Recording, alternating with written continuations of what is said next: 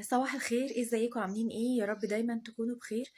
انا عارفة ان في حاجات كتير في الصيدلية بتبقى شبه بعض ومسمياتها قريبة من بعض.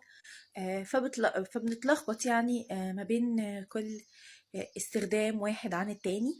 ان شاء الله هنبتدي نفرق ما بين الحاجات دي مع بعض. اول حاجة هكلمكم عنها النهاردة هو فيوسيدين كريم.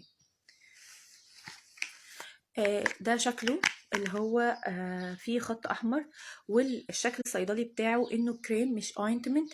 يبقى اول حاجه هنتكلم عنها الفيوسيدين كريم. ده مضاد حيوي ما فيهوش اي كورتيزون.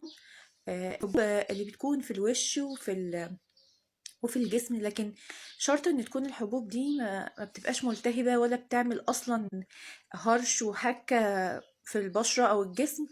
كمان بيستخدم في الحروق البسيطة، لكن الحروق الشديدة طبعا كلنا عارفين مين.